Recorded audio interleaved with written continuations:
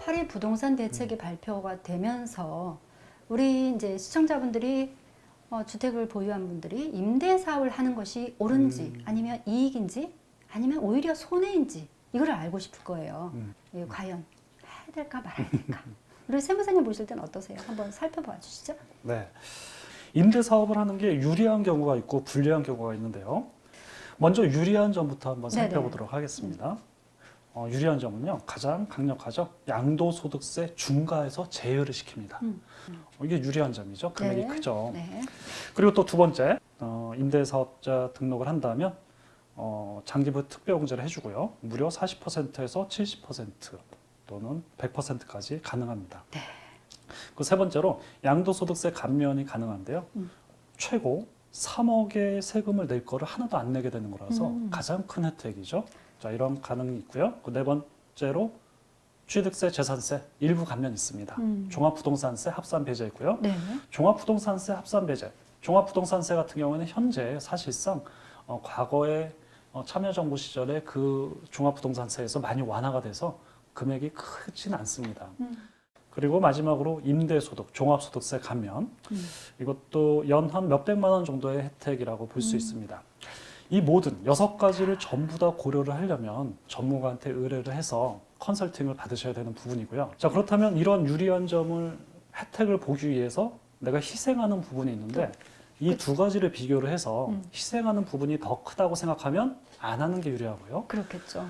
희생을 함에도 불구하고 더 큰 혜택을 본다면 양도소득세 등으로 그렇다면 하는 게 유리하죠. 네. 자, 불리한 점 말씀드리겠습니다. 우선은 일정 기간은 임대가 의무화되어 있습니다. 4년, 5년, 8년, 10년 의무화되어 있고요. 이 안에 양도를 한다면 과태료가 나오고 또 네. 추징이 되겠죠. 자, 두 번째, 제가 보기에는 이게 또 가장 강력할 것 같은데요. 임대료 연 5%까지만 인상을 해야 됩니다. 그래서 임대료 인상이 매년 5%보다 많이 오를 것 같다. 그러면 그 차이만큼 내가 덜 받게 되므로 손해죠. 그렇죠. 그것도 예상을 해야 되고요. 네. 또 임대료뿐만 아니라 임대 보증금 역시 연 5% 이상 인상을 할 수가 없습니다. 네. 그러니까 앞으로 8년간의 임대 시장 현황을 본인이 예측을 해야 되겠죠. 그래서 5% 차이가 클 것 같으면 계산을 해봐서 이렇게 하는 게 유리한지 안 하는 게 유리한지 예상을 해야 됩니다. 자, 기타 부수적인 거 말씀드리면 각종 신고 의무 있죠. 1년에 3번 신고해야 되는데요.